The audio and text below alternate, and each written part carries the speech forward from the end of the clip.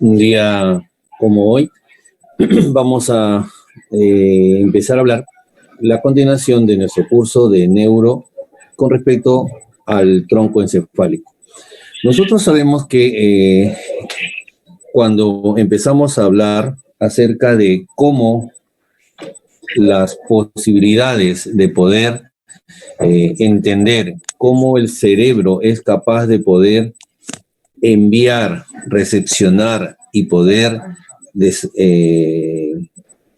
conectarse con nuestro entorno o con nuestro propio organismo, requiere para ello fundamentalmente la posibilidad, a ver, ya, ok, estaba leyendo el chat, ya, la posibilidad de poder reconocer las estructuras.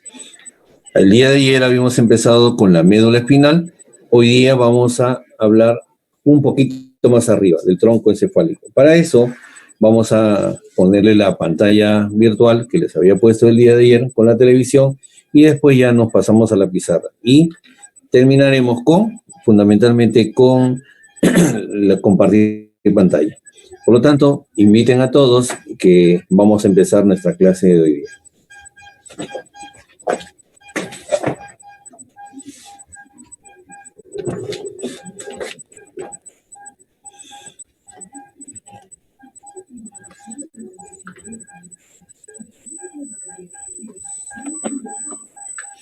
Ya, ¿prefieren con la luz o con la luz apagada? A ver.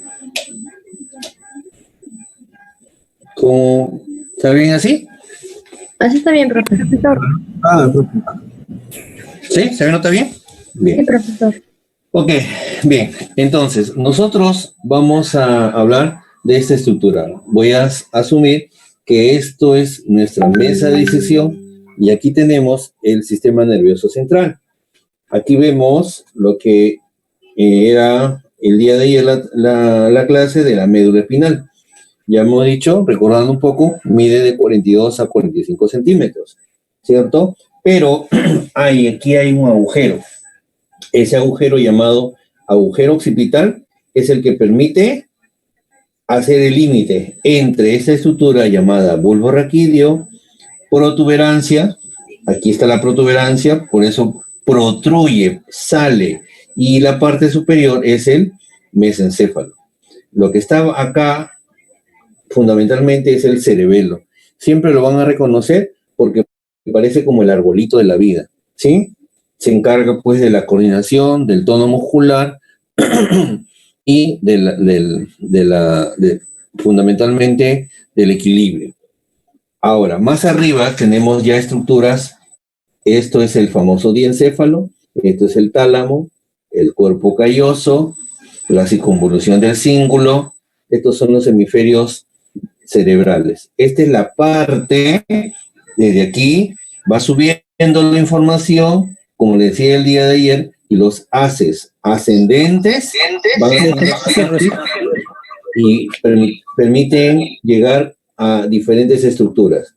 Y en cambio los haces descendentes nacen en esta capa que les decía que mide entre 5 a 6 milímetros y sale por las estructuras y se llaman haces descendentes. Esto que le dije que es la corteza de acuerdo frontal, la corteza cerebral, esto me permite, de acuerdo, tener la actividad consciente, es decir, estar despierto, estar alerta. En cambio, la actividad inconsciente ya está en la sustancia blanca. Entonces, nosotros vamos a empezar a hablar de toda esta estructura que es fundamental para el desarrollo de nuestra clase. Ya, entonces, esto es como les decía, el bulbo raquídeo, esto es la protuberancia y esto es el mesencéfalo. Ahora, el cerebro visto de esta manera, como un adelanto, cuando nacemos tiene un color rosado pálido y en la medida que va avanzando, fundamentalmente va cambiando de color, va tomando un color amarillo cremoso. Mientras más edad tenga el paciente, mayor será este color que va apoderándose fundamentalmente de todas estas estructuras. Ya hemos dicho que el sistema nervioso central pesa aproximadamente 2% de nuestro peso. Es decir, si nosotros pesamos 60 kilos, 60 por 2 sería 1200. Por eso que el cerebro requiere fundamentalmente, como le decía en la primera clase, glucosa, ¿de acuerdo? ¿Sí? Y oxígeno. Por eso que estas neuronas que lo conforman necesitan fundamentalmente de estos elementos para que pueda funcionar. Recuerden, solamente 6 minutos y fundamentalmente las neuronas se mueren si no hay oxígeno y empieza a producirse lo que se conoce en patología como lesión celular. Esta estructura que vamos a hablar, y lo voy a graficar, este es el cerebelo. Recuerden siempre que parece el arbolito. Se pensaba que aquí estaba concentrado la vida, pero en realidad es la coordinación, el equilibrio y el tono muscular. Por ejemplo, vamos a suponer que algunos les gustará la corrida de toros y otros no. ¿Qué hace el matador? El matador se prepara para clavar directamente. Y esta estocada, la espada, tiene que ir al corazón. Pero a veces, cuando el matador mete la espada, no necesariamente corta el corazón. Y al no cortar el corazón, porque en este caso el toro embiste, entonces no corta, por lo tanto no provoca una hemorragia interna. Y el toro está ofuscado, está estresado, porque lo han estado lastimando. Y entonces, ¿qué hacen? Lo rodean al torito y agarran un puñal pequeño y lo clavan aquí, donde en el cerebelo. ¿Y qué es lo que sucede con este toro? Pierde el equilibrio, el tono muscular se derrumba y así lo arrastran hasta el matadero. Entonces, esta estructura, ¿de acuerdo?, es el famoso cerebelo. Otra cosa más que tengo que decirles. Ayer les estaba diciendo que los cortes son completamente diferentes. Cuando se hace un corte así, un corte vertical, se llama corte de Charcot. En cambio, si hago un corte de esta manera, sea corte de Fletcher. Otra cosa más. De la médula espinal hacia abajo, la sustancia gris es central y la sustancia blanca es periférica. De aquí para arriba es al revés. La sustancia gris es periférica y la sustancia blanca es central. Aquí están viendo, miren, la sustancia gris es periférica y esto que parecen los cordones es nada más que la sustancia blanca. Ya vamos a hablar fundamentalmente del cerebelo en otra clase. Bien, entonces, de eso se trata, que empezar a hablarles acerca de esta estructura llamada cerebelo. Bien, voy a buscar el otro video para que ustedes puedan visualizar fundamentalmente lo que les estoy pidiendo que puedan memorizar. Ahí están viendo la pizarra. A ver, voy a acercar un poquito más. He tratado de... A ver, voy a poner la pizarra.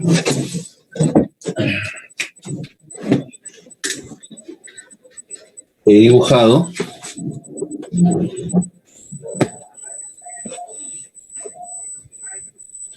a ver, mientras, para que todo el mundo vea, y ahorita voy a empezar a explicarles, mientras que les voy a buscar el otro video.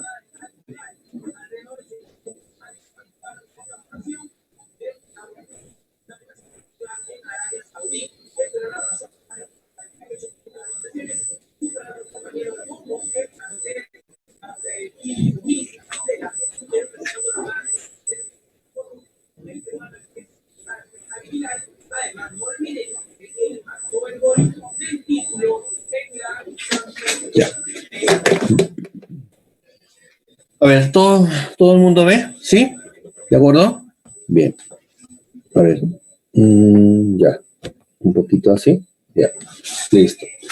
Esto es el famoso tronco encefálico.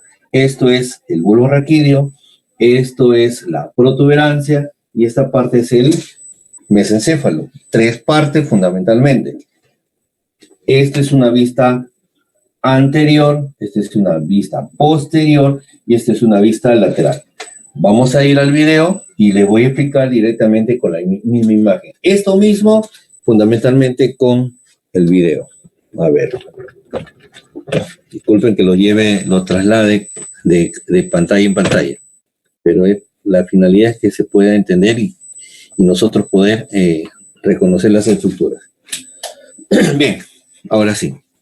Entonces, esto que ven es el famoso tronco encefálico. Esta parte es, vuelvo a repetir, bulbo raquídeo. Esto se llama protuberancia y hacia arriba está el mesencéfalo. ¿Qué observamos aquí? Esto, de acuerdo, esto es como un límite. Hacia abajo estaría la médula espinal que sale justo por el agujero occipital que tiene la bóveda del cráneo. Aquí vemos, recuerden, surco medio anterior. ¿De acuerdo? A los dos lados, fundamentalmente, dos eminencias, se llaman pirámides vulvares. Otro nombre que tiene, en este caso, a ver, un ratito.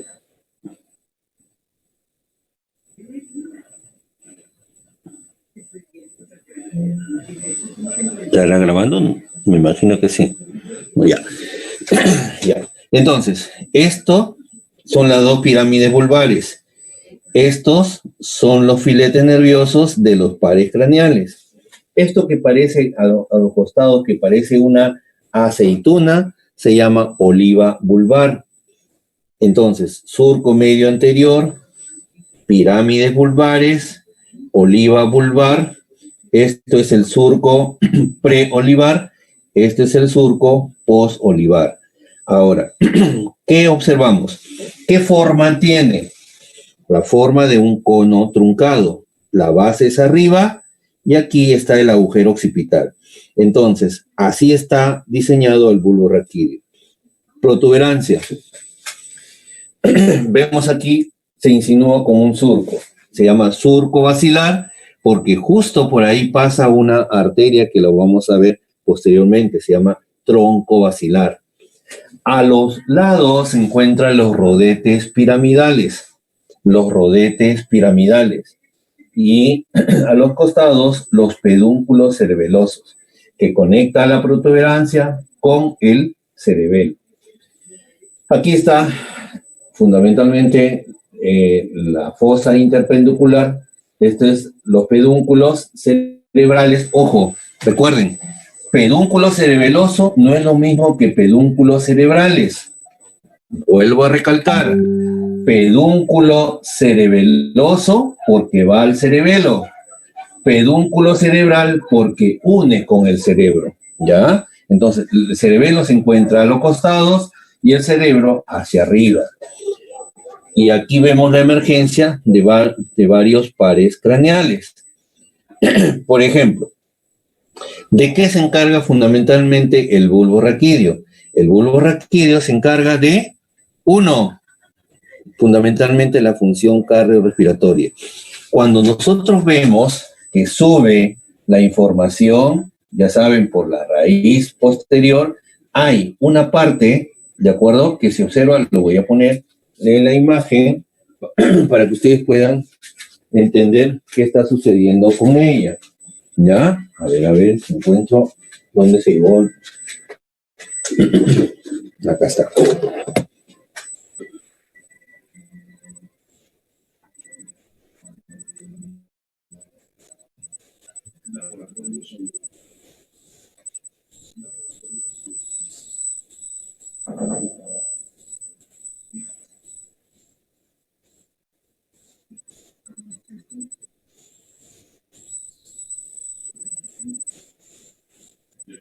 Ya. ¿Se llega a ver? Bien.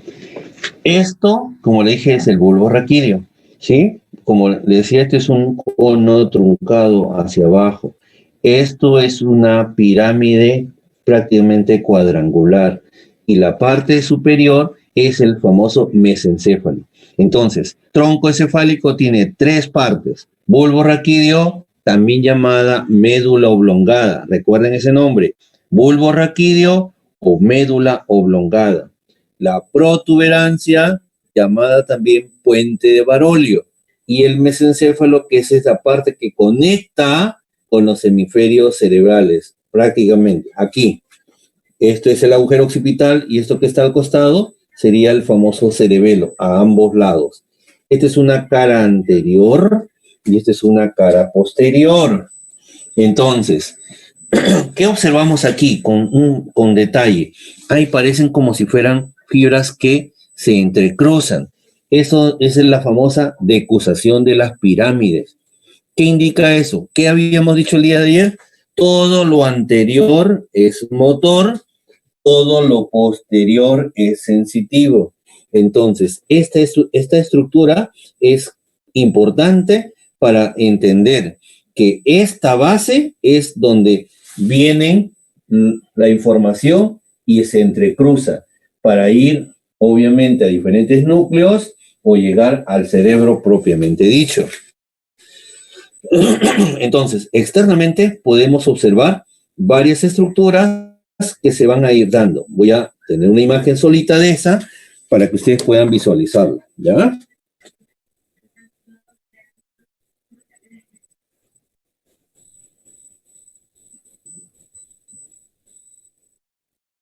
Ajá. Ya está. Ajá.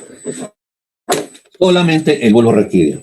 El bulbo raquídeo, dije, estos se llaman surco medio anterior, estos son las pirámides vulvares, derecha e izquierda, estas son las olivas vulvares. Esto que ven aquí, esa es la famosa decusación de las pirámides, donde viene la información y van hacia el lado contrario. Es decir, dentro de él está fundamentalmente los núcleos del bulbo raquídeo, hay núcleos en la protuberancia y hay núcleos en el mesencéfalo. Entonces, ¿qué más observamos en el bulbo raquídeo? Recapitulando, pirámides vulvares, surco medio anterior, surco preolivar, surco posolivar. Y vemos que bastantes ramitas salen. Es porque obviamente tiene que ver con la actividad anterior, que dije que era motora. Aquí vemos esto, tanto para el lado derecho e izquierdo, este es el famoso 12º par craneal. ¿Qué es el 12º par craneal? Es el par que tiene que ver con los movimientos de la lengua, ¿de acuerdo? Con los estos de acá es 12, llamado hipogloso. Este es el 11, llamado espinal o accesorio del espinal. Luego viene el nervio vago. ¿Por qué se le dice vago? Porque recorre todo nuestro, en este caso, cuando sale de acá, viaja por todo sitio, por eso se le llamó vago. Es más, tiene un nombre muy largo. En neurofisiología se le conoce como cardio-neumo-gastroentérico. No se preocupen, cuando hagamos directamente los pares craneales, nos vamos a dar cuenta de todo esto. ¿Qué más observamos? Dije, 12, hipogloso, accesorio el espinal, nervio vago, y ahí viene el noveno, ¿de acuerdo? Llamado glosofaringio. Si nosotros estimulamos esto, vamos a provocar la sensación de náuseas o vómitos. Entonces, de la misma manera, tanto para el lado derecho como para el lado izquierdo, son los mismos filetes. Pero recuerden, esto que se ve que emerge, que sale, que nace, se llama origen aparente, porque el origen real de estos pares craneales se encuentran dentro de bulbo raquídeo, protuberancia o mesencéfalo. Ahora, más arriba, ¿qué observamos entre el límite? Este es el agujero occipital y esto es el famoso surco bulbo protuberancial. Vuelvo a repetir, límite inferior, agujero occipital, límite superior, surco bulbo protuberancial. Entonces, ahí observamos el límite entre el bulbo raquídeo y el puente de Barolio, o también llamado protuberancia anular. Aquí observamos que, miren, mientras que las fibras aquí son casi longitudinales o verticales, aquí salen. O sea, si es que llegan acá, se distribuyen o vienen del cerebro y viajan al cerebelo. Entonces, por eso que se observa esa forma, ¿de acuerdo? ¿Sí? ¿De qué?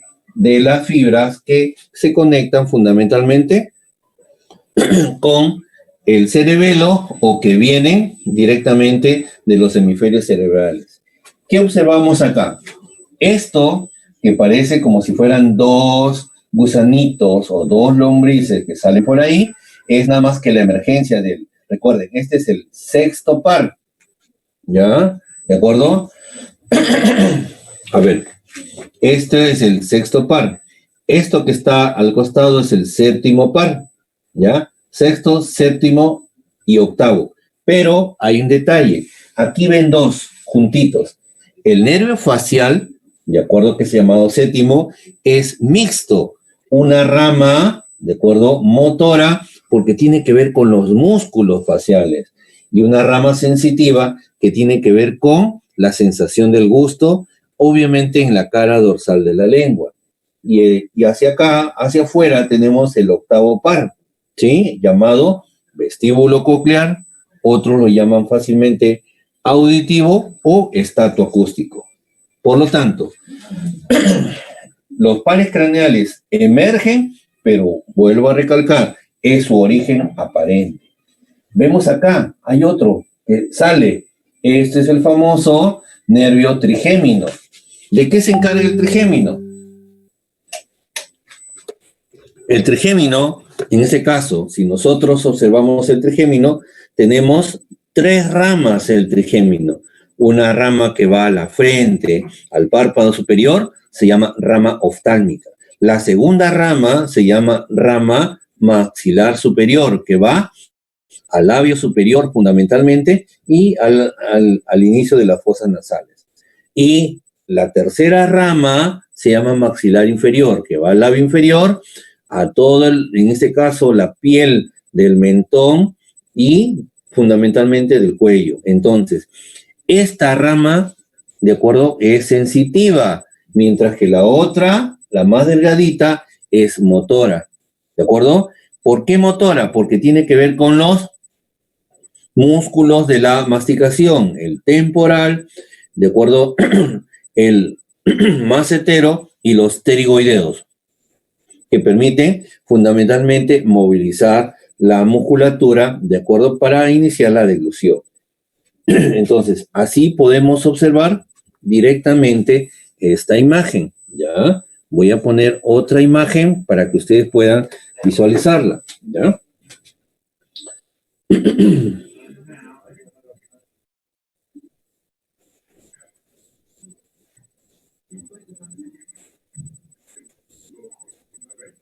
Un poquito más abajo, a ver.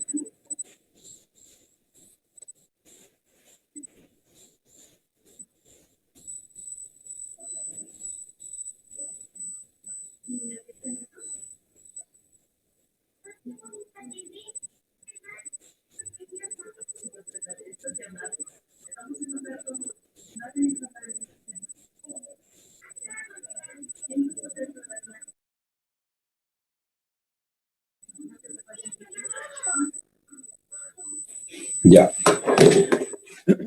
Esta otra imagen, ¿de acuerdo? Es la protuberancia y aquí ya está con mayor detalle lo que se conoce como mesencéfalo. Le dije, esto tiene la forma de una pirámide cuadrangular. Esto será un surco, ¿de acuerdo? Un surco, punto mesencefálico. Significa entre la protuberancia y fundamentalmente el mesencéfalo. Lo que quiero enseñarles hoy día es lo siguiente. Estas estructuras, si bien es cierto, tienen un nombre diferente, tienen una variedad, pero lo que tienen que tener hoy día es, esto sirve como un puente, como un camino, algo que conecta. Por eso que tiene esa estructura, por eso que eso tiene esa forma. Entonces, esto que ven aquí, esto es parte del cerebelo. Esto es nada más que un par craneal. Es el famoso nervio óptico que nos permite visualizar, ¿de acuerdo? nos permite llevar toda información sensorial acerca de todo lo que recibimos en la retina y lo lleva hacia, obviamente, el lóbulo occipital. Esto que continúa aquí se llama cintilla óptica, pero las dos cintillas se entrecruzan, por eso que esta estructura se llama quiasma óptico. Y de ahí nacen los dos, en este caso el segundo par craneal llamado óptico, ¿ya? Esto que ven, como le dije, son los pies pedunculares, es el espacio perforado. Esto tiene un nombre, este es el motor ocular común, ¿ya? Esto es el famoso patético. Ahora, ¿cuál es la finalidad de todo esto? Fundamentalmente, de llevar la información, ¿de acuerdo? A ver, lo voy a llevar a la otra pizarra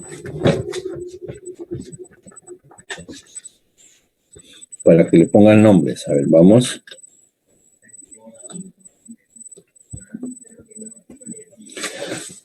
Ya. Esto le dije, ¿qué nombre tenía? A ver, esto se llamaba pirámide vulvar. Esto es el surco medio anterior. Esto que ven así como que cruza se llama decusación de las pirámides. Voy a ponerlo mejor así. Decusación de las pirámides. Esto es el surco basilar. Esto son los rodetes piramidales. Esto es el quiasma óptico. Esto es el espacio perforado. Estos son los pies del pedúnculo. ¿De acuerdo? ¿Sí? Ahora, nosotros aquí, este es, si yo dije anterior, ¿ya? Esto es posterior. Y esto es lateral.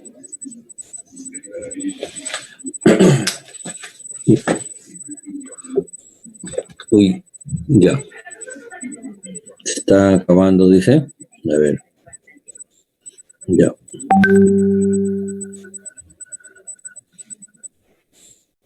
¿Qué pasó? ¿Se acabó? Ya, listo. Un pequeño accidente. Ya.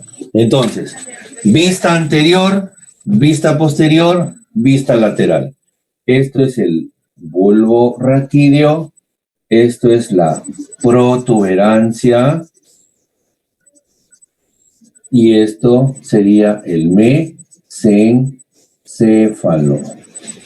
Ahora, esto es el famoso cerebelo que les decía que tiene la forma de, ¿qué cosa? Le dije de como el arbolito de la vida. Y acá hay un espacio, lo voy a sombrear. Este espacio es el famoso cuarto ventrículo. ¿Ya? Entonces, cuando observamos fundamentalmente esta parte, es esto, ¿ve? Que parece como si fuera un rombo. Todo esto está ahí en contacto, la protuberancia con el cerebelo, permitiendo fundamentalmente conectarse. Ahora sí vamos a ir a nuestras diapositivas. A ver, vamos a ver si se puede compartir pantalla. Después de todo, pero no te cuesta. Así que le disparaste. A ver, ¿dónde está?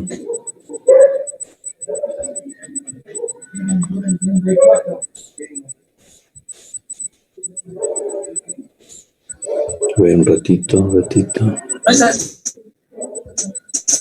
Sí, señor, me paso. ¿Qué es eso? ¿Qué es qué? Es un botón rojo.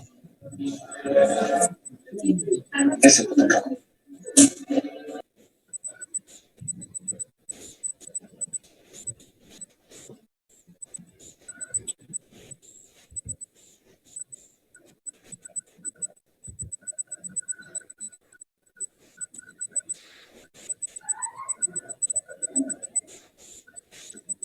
Cargue.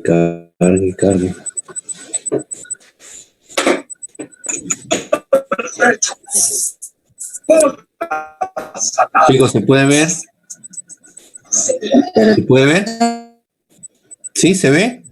Sí, profesor. Ya, ok. Vamos a traer más.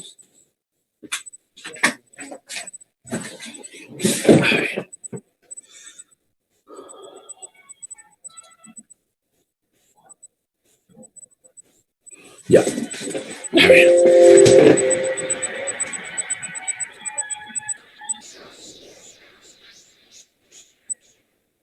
Ya.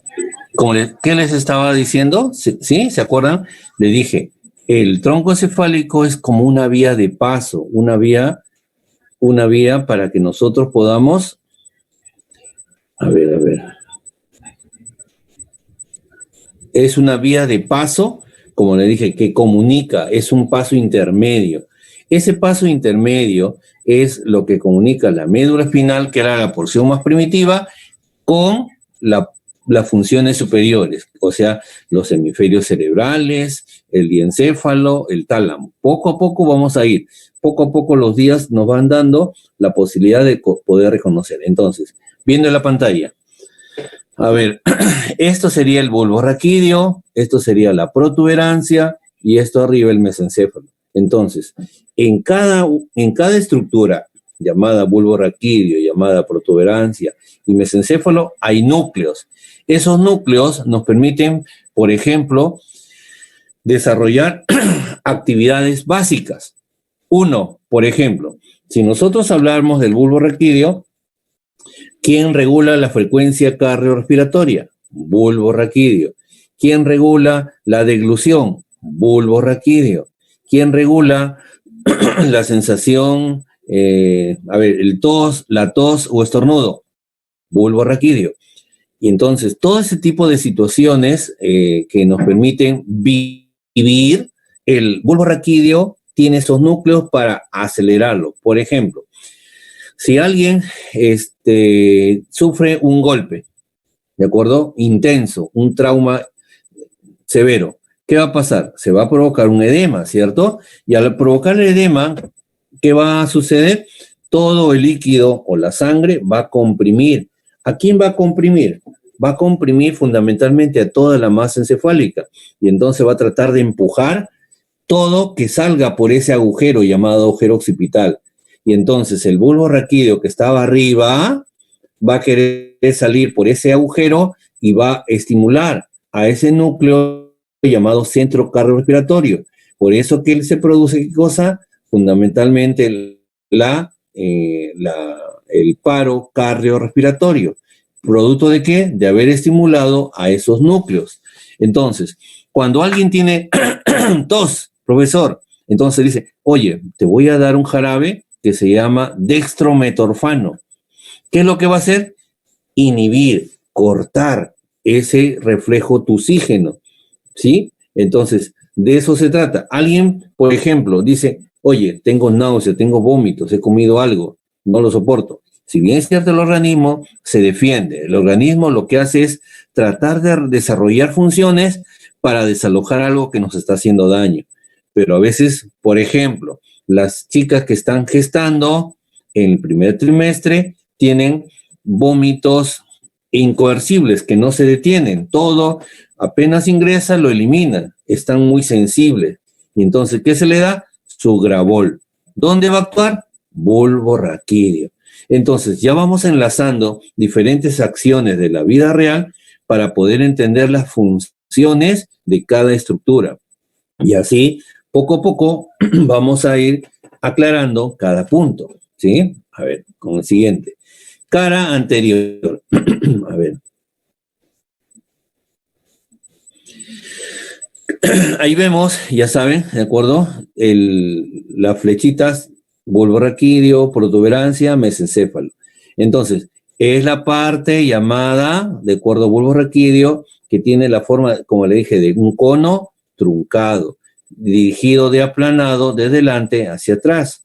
Acá están las pirámides y a los costados las olivas. Acuérdense, oliva es sinónimo de aceituna, ¿cierto? Tiene más o menos la forma de una aceituna.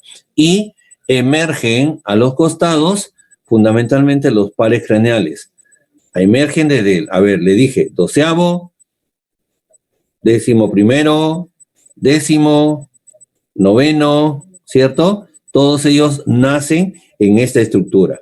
Es decir, nacen su origen aparente. Luego pasamos al siguiente, a ver, la cara lateral, y ahí vemos, miren, esto que van así, que ven, son los pedúnculos, que si van al cerebelo, ¿qué se llama? Pedúnculos cerebelosos. Si van al cerebro, se llaman pedúnculos cerebrales. Ahí vemos la protuberancia, que dije, tiene la forma de una pirámide cuadrilátera, ¿de acuerdo? Ahí vemos el bulbo raquídeo y este es el famoso surco protuberancial inferior y acá está el surco protuberancial superior. O a veces le llaman mesencefálico pontino, ¿ya?